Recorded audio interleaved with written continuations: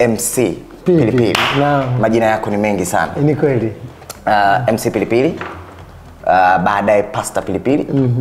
Emmanuel Matias. Ni kweli. MC wa Taifa. Naam. Unaitwa nani? Mimi naitwa Emmanuel Matias. Malaza sijui hasa nani. Ni nani hasa? Mimi naitwa Emmanuel Matias Matebe. Ni Mgogo kutoka cha Kigwe au pale mjini Dodoma, Swaswa pale ukifika ukuuliza kwa MC Pilipili na maelekezo tu. Safi kabisa. Watu wanakufahamu umeanza kwenye UMC. Au umeanza kwenye ualimu. Anyways, sijui nini kati ya UMC na ualimu kipi kilitangulia? Uchekeshaji, UMC, ualimu, alafu UMC ukaendelea katika ngazi kubwa sasa na uchekeshaji kaanza Taifa, alafu utumishi wa Mungu ukachipuka sasa. Ulikuwepo hata ukote kwenye process za huku chini huku ulikuwepo. Yaani nikiwa chuo pia nakuwa kiongozi wa dini. Nikiwa sekondari pia nilikuwa kiongozi wa dini. Nikiwa 5 na 6 pia nilikuwa kiongozi wa dini. Lakini nikiongoza sasa kwenye kile kitu inaitwa UKWATA. Umoja wa Kristo wanafunzi ile. Kwa hiyo nilikuwa nafanya, isipokuwa zile nilizokuwa nazifanya nilijitahidi sana kujicontrol, kutoonyesha public. Kwa hivyo miaka ya karibuni sasa kuna bwana mtu weke wazi wito ukaja na mtu weke wazi kwamba bwana mimi pia ni sehemu ya kitu hichi. Lakini dini mimi ni kitu ambacho nimekuzwa nacho. Nimesomea vyuo kadha wa kadha na hata current sasa namalizia degree ya theology. Kumbuka ulipata diploma. Nilipata diploma, so nimefanya degree pia. Kwa naimalizia.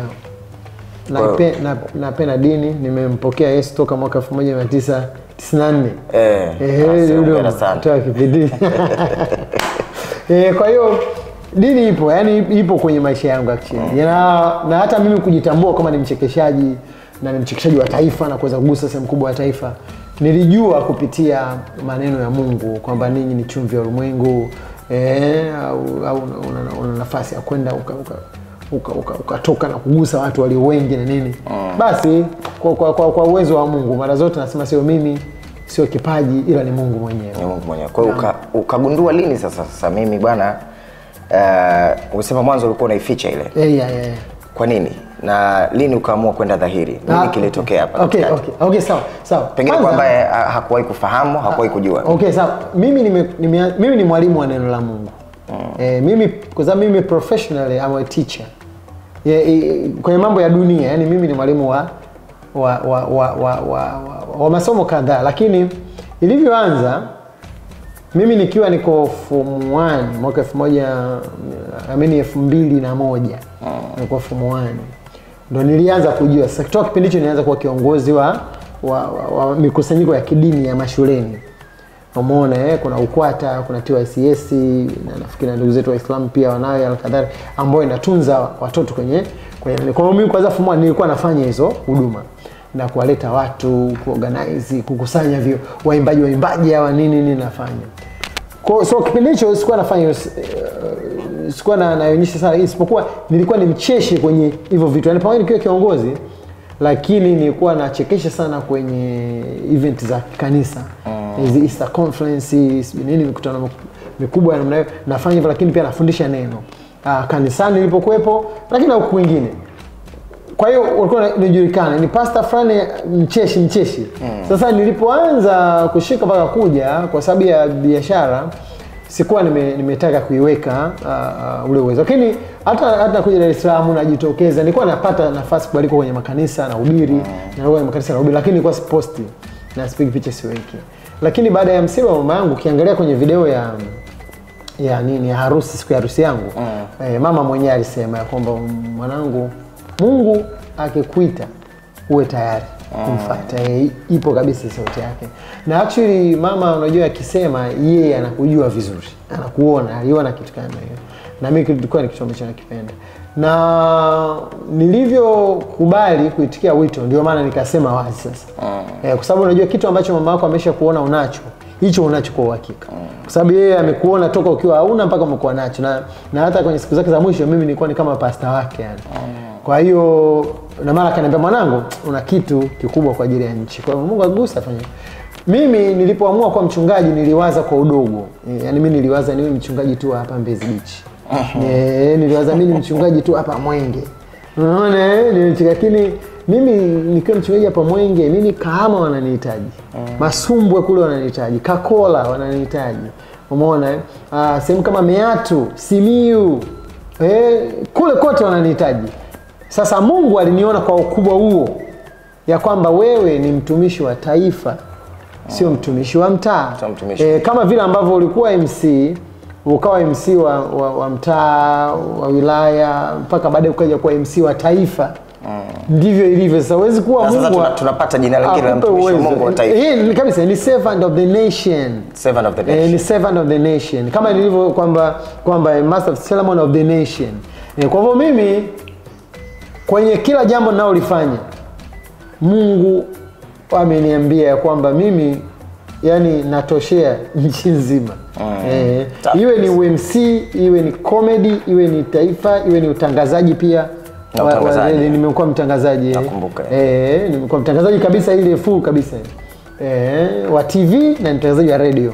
Kwa mimi ni media personality pia. Wa taifa. Naam, wa taifa.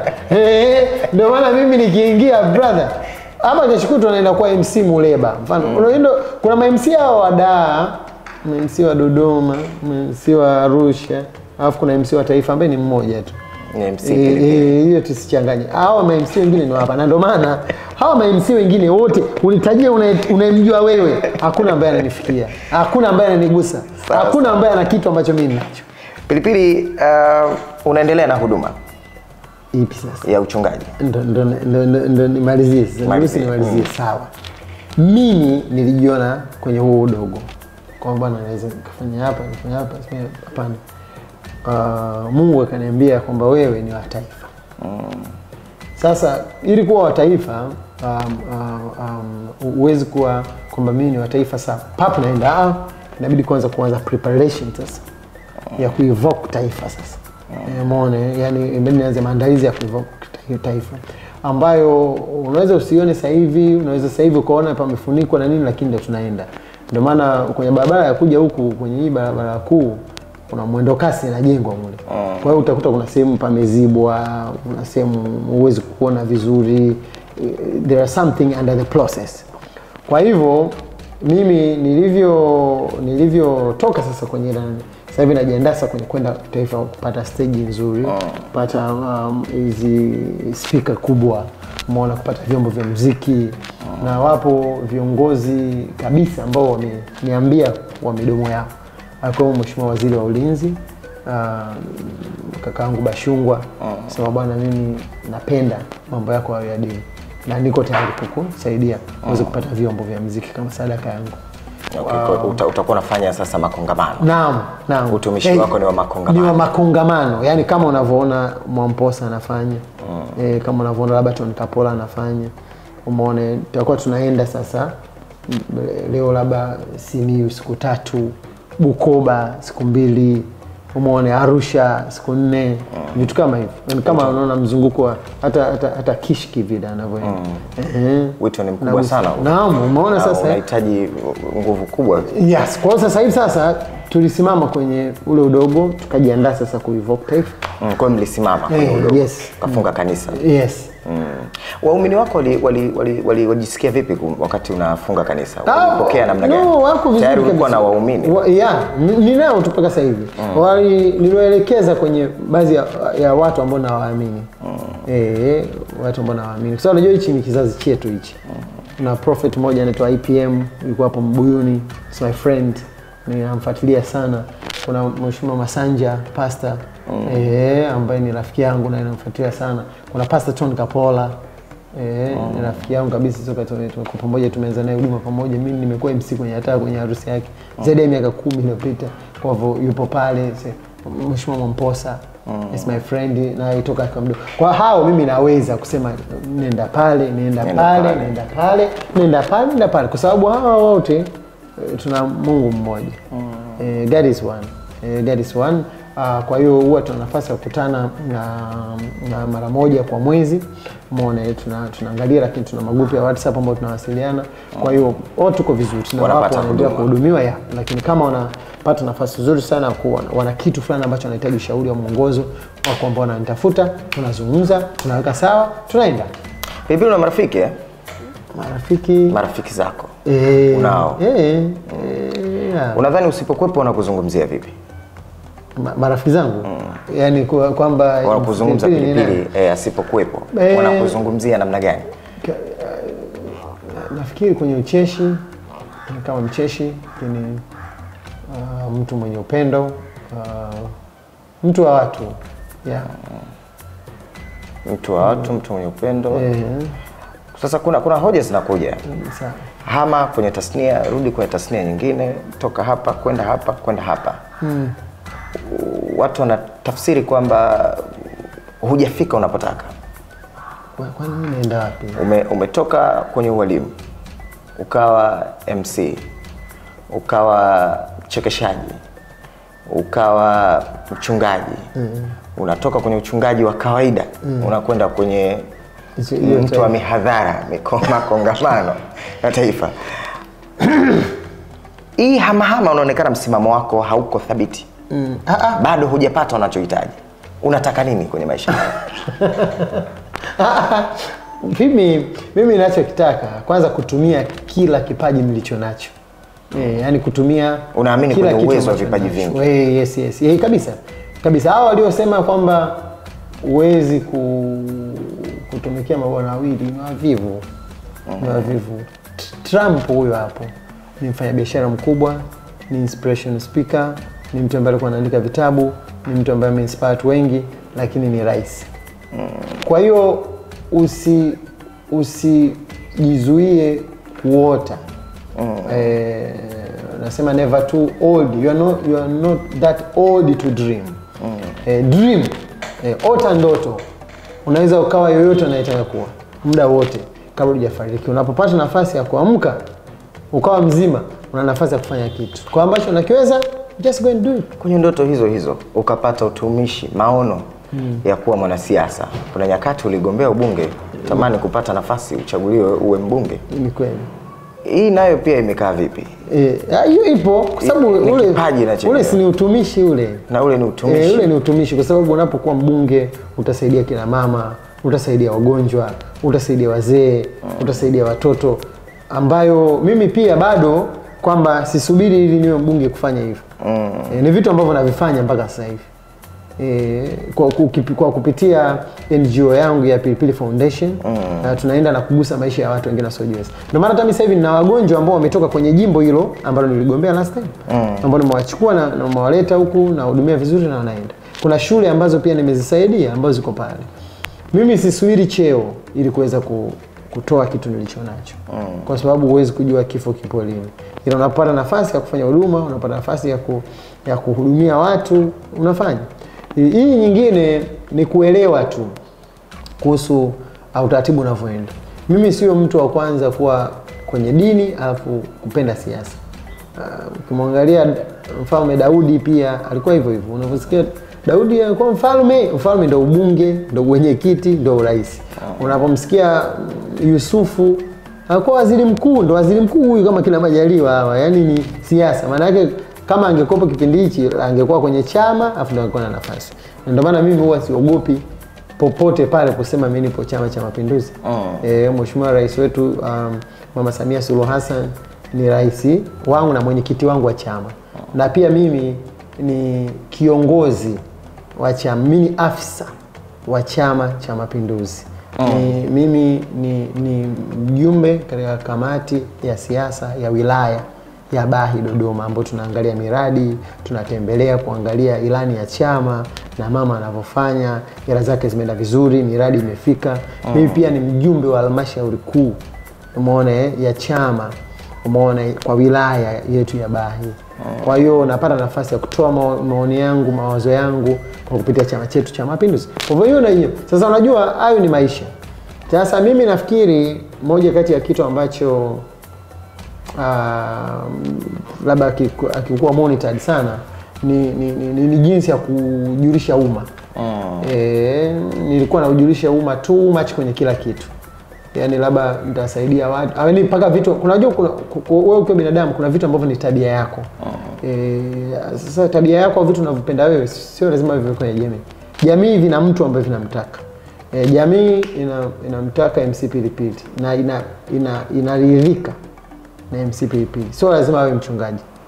Sio lazima asaidie watu, sio lazima awe mbunge. Wenyewe nataka MC Pilipili tu. Yeah. Kwa hivyo hivi vitu vingine ambavyo unavipenda wewe au unavitaka wewe au unavinini wewe, kuna namna ya kuviweka. Hapo siweke sana. Na ndio maana unaweza kusema leo mtu kama Pacome au mtu kama labda Didi Diala.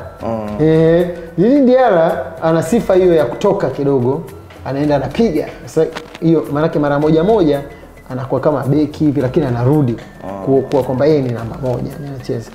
Ila labda pengine mimi nilionekana kwenye kila namba. Kwenye namba hii tena nakaa sana, namba hii nakaa namba hii. Sasa no, you can't be the best kwenye team kwa kucheza kila namba. Unaona unacheza na mmoja unasema hapo. Ndio maana mimi nilipokuja nikakaa vizuri nikasema no, mimi ni MC na mchekeshaji. Huo ndio msingi huo. Msingi wa vitu vyote. Msingi wa vitu vyote. Yaani hata leo kama kwa mbunge watu wataenda na mambo mbunge kitu hotuba yake anatuchekesha sana. Hata ukasema hivi mimi leo ni mchungaji, kanisa lake lazima niende, unajua pamoja na kuhubiri atachekesha sana. Huyu Pilipili anasaidia watu, bwana huyu akitukusanya kwa ajili ya kusaidia watu anatuchekesha, kwa sababu ili kuchekesha ni msingi. Bwana huyu ndio MC wa sherehe yangu. Akiwa MC huyu tutacheka sana. Kwa hivyo you shouldn't forget. Ndio wanasema mtoto anapozaliwa anakuja amefunga mikono. Watoto wote ambao wanakuwa maskini wakizaliwa ukiona mkono kwa hivi ujue huyu haji kutoboa. Lakini watoto wote ambao wanazaliwa kwa hivi, maana yake kuna kitu wanakuja nacho duniani. Unaona? Kuna kitu wanakuja nacho duniani. Sasa hicho ndio unacho, hicho kitu ndio purpose. Ndio way. Sasa hicho kitu jambo la pili kuzaliwa, jambo la pili ujue ulikuja na nini. Ukishajua ulikuja na nini, stick on that. Just do that with all your heart. Isa bin Maryam anasema kwa moyo wako wote, kwa nguvu zako zote na kwa akili zako zote. Baadaye mimi nilikuja kusema ningefanya kwa hivyo alivyosema yeye, hesabu mimi ningeweza. Ningefanya kwa moyo wangu wote, kwa akili zangu zote na kwa uwezo wangu. Sasa sisi unakuta unafanya kwa moyo tu, lakini akili haipo. Haipo. Unafundishwa kwa 3 na kwa 3 imeisha. Kwa 3 hii kwa 2 tunaenda na 5. Unaona tunaenda wapi? Wewe uelewi. Sawa. Hii bado ni hardcopy nakala halisi ngumu na dhahiri. Tunafungua kurasa moja baada ya nyingine ya MC Pilipili, maisha yake yote mpaka hapa kwenye sanaa alipoifikisha hii. Pilipili umekuwa kwenye stand up comedy kama sehemu ya waanzilishi na watu wenye ushawishi mkubwa.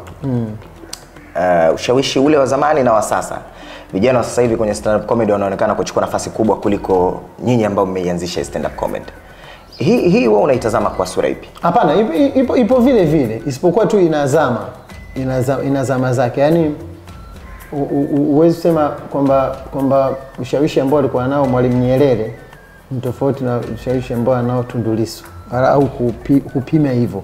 Hapana, kila mtu kwenye zama zake alikuwa ni the best sana. Na ndio maana mimi kwenye zama zangu, hamna mtu yoyote hata wa sasa hivi ambaye amefikia kwenye level hiyo. Kwenye level hiyo especially hata kwenye stand up. Mimi ukiongelea kwenye stand up ni mtu ambaye nilipokea tuzo kutoka Nigeria, nilipokea tuzo kutoka South Africa, niliitwa kwenda kuperform kuwakilisha nchi Burundi, nimeenda kuwakilisha nchi kwa ajili ya comedy Rwanda, nimeenda kuwakilisha nchi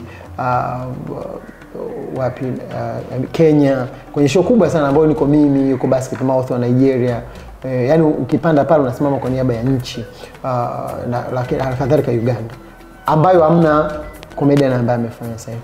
Makomedian wetu sasa hivi wengi ambao tunao ni makomedian ambao wanaweza wakawa na umaarufu lakini content isiwe kivile, umeona, lakini wakawa na umaarufu mkubwa. Kwa hiyo na hiyo ni kwa sababu ya kufunguka kwa mitandao na online na nini ambayo hiyo tunayo. Yani hiyo mtu akiamua kuweka na kuweza hata kufanya jiwe liwe maarufu linakuwa, umeona, kwa ajili ya vitu hivyo. Lakini kwa sasa hivi vijana wetu wanaenda vizuri. Nchi imeelewa tasnia imeelewa vizuri, kuangalia Chekatu wanavyofanya, ukiangalia watu baki wanavyofanya, wanafanya vizuri. Na ndio maana ni muhimu sasa hivi sasa tunaweza kusimama nao, atufanye nao. Anatamani hivyo, ama kuweza kurudi nasimama nao yani. Kwamba unajua kama hivi ninavyoenda Kahama, naenda na Leonardo, umeone kwa pamoja na King na Young King. Nitaenda Shinyanga, nitaenda na TX Dula, umeone, nitaenda Mwanza, nitaenda na Eliudi, umeone, kwamba kuweza kuhakikisha kwamba unaenda kwenye street zote, kwamba pale anapokaa Kusaga anakaa na Diamond, anapokaa Kusaga anakaa na Alikiba, na hata kwa ushauri tu kwamba bwana hii ndio namna ya kufanya hivi, kwa sababu wanasema kwamba sasa Kusaga una lolote kwenye media kwa sababu Alikiba sasa hivi ameingia. Hapana, huyu ni kama kocha, ni kama nani ambaye anaweza kana vizuri. Kwa hiyo kwenye tasnia currently sasa hivi inaenda vizuri, vijana wengi wanakuja, tunaishi nao. Tunaishi nao na tunaenda nao vizuri. Ukitazama tasnia ya stand up comedy kwa kutokea nje, unadhani kwa namna ambavyo nyinyi mlikuwa mnafanya, kuna nini kimeongezeka ukisifie na kuna nini kimepungua ukishauri? Kilichoongezeka kwanza ni imani kwa makampuni. Makampuni zamani ilikuwa ukisema kwamba wewe ni mchekeshaji unaomba kufanya sponsorship, ni watu wachache ambao wangeingia. Lakini currently tunajua kabisa ya kwamba tasnia kama tasnia ina uwezo wa kuleta watu. Yani kwa sababu hata sasa hivi hapa ukamuita mwanamuziki wote wa Bongo Flava peke yake akusanya watu hawezi. Yani mpaka awe Diamond labda Alikiba, na bado sio yeye mwenye peke yake, aite labda Wasafi Festival, umeone, au nini festival. Lakini vijana wa comedy wanajiunga tu kadhaa, wanaita watu milioni 6 watu wanajaa. Kwa hivyo wale watu wanaokuja hasa ndio content. Kwa hivyo hiyo kwamba uwezo wa watu kuitikia na watu kuweza kufika imekuwa kubwa. Lakini vijana wetu kutolizika na umaarufu, kuwekeza nguvu kubwa sana kwenye content, kwenye uwezo wa kupata ule uwezo wenyewe wa kuchekesha, kwenye kuandika vichekesho, kwenye kuwa na management, kwenye kuwa na watu wa kusaidia utakapo stack na vitu kama hivyo. Umeona ambavyo viweka vizuri tukaenda sawa, tenda vizuri. Waimbaji ambao walifanya vizuri wengi baada ya kuwa maarufu waliingia hapa kwenye vitu vingine, basi watu ambao waliingia tena kwenye kujaribu kutaka kuwa the best kwenye hicho wanachokifanya. Umeona ambao ilipelekea labda hapa na pale unaona wameshuka kidogo nani. Lakini wakiweka nguvu kubwa kwenye kile kitu tunachokipenda, nafasi kubwa. Na maana hata juzi tu namsikiliza Diamond anasema yeye anawekeza sana kwenye sanaa yake. Umeona sana, hicho ndio kitu ambacho tunataka. Sasa sisi tunakuta unapata pesa za comedy, unaenda labda kujenga, sio kitu kibaya, au kufanya kitu kingine ambacho hakikuzi kile ulichonacho. Sasa hivi tunachotaka, tunatamani Leonardo aende akaperform South Africa. Leonardo afanye show ya Kiingereza kabisa. Mtanzania anafanya show ya Kiingereza na wazungu wanajaa na anapiga vizuri. Ndio kitu kilimuinua mtu kama Trevor Noah. Umeona sasa hivi ni comedian mkubwa sana Marekani huko na singine tofauti. Basket Mouth ni mtu mkubwa sana. Umeona anaenda na anakusanya watu wake na anafanya katika level ya juu. Umeona kina Churchill na wengineo. Kwa hivyo imani ambayo tumeipata kwa watu kuja kubwa, imani ambayo tumeipata kwa sponsors ni kubwa, imani ambayo pia tumeipata kwa serikali. Yaani kwa leo hii tunafanya show ya comedy, anakuja Mheshimiwa Rais mstaafu Jakaya Kikwete, mafanikio makubwa kabisa. Yaani uwezo mzuri. Mimi nafanya show ya Christmas Comedy Festival Kahama, anakuja mkuu wa wilaya Mboni Mhita. Umeona mheshimiwa mkuu wa wilaya anakuja pale. Yaani ni kitu kikubwa, hata wenyewe wameweza kuweza kukubwa kwamba utafika watu, tutawaambia kuhusu uchaguzi, tutawaambia kuhusu amani, tutawaambia kuhusu mazingira na wataelewa vizuri. So, tayari imeshakuwa biashara. Hiyo ni sehemu iliongezeka. Inapungua wapi? Ndio inapungua sasa. Sehemu ambayo inapungua ni kwa tasnia. Kwanza tasnia ziko chache. I mean platforms ziko chache. Kwa sababu tu ni watu baki ni Chekatu. Sasa hivi labda nimeona Baba Levo naye amefanya 7 nini wana. MC Pilipili naye ana Pilipili show. Lakini bado hawacheki kwa sababu nchi kubwa. Nchi ni kubwa, yani watu milioni 60. Milioni 60. Kwa hiyo sasa hivi unakuta kwa utaratibu huu ambao vijana wamejiwekea, sijui wamewekewa na nani, wa kuperform mara moja kwa mwezi. Kwa hiyo unaweza kukuta mchekeshaji mkubwa sana kama Leonardo mfano. Kama ataperform pale tu kwenye ile show yake ya Chekatu, au ataperform pale kwenye Kipotoshi, kwenye ile show yake ya watu baki, kwa mwaka mzima atakuwa mperform kwa mwaka mzima saa moja tu. Kwa sababu kila siku ana perform dakika 10, kila kwenye hiyo show kwa mwezi. Kwa hivyo mwezi mzima na akili zake zote na uwezo wake wote anaandaa show ya dakika 10 tu. Hapana, ndio maana ni lazima tuongeze platform. Ili kijana huyu leo hii afanye hapa, leo hii afanye kule. Sio lazima tufanye Dar es Salaam tu. Kwa maana nchi ni kubwa na watu wote wanataka kucheka. Sababu kucheka ni kitu cha kila mtu. Ndio maana mimi utaona naenda kufanya show Kahama siku ya Christmas. Si ndio? Mkesha Christmas. Lakini siku ya Valentine nafanya Valentine Comedy Festival Shinyanga.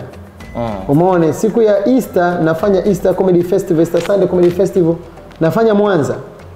Umeona? Nikitoka hapo naenda Sumbawanga. Nikitoka naenda Songea.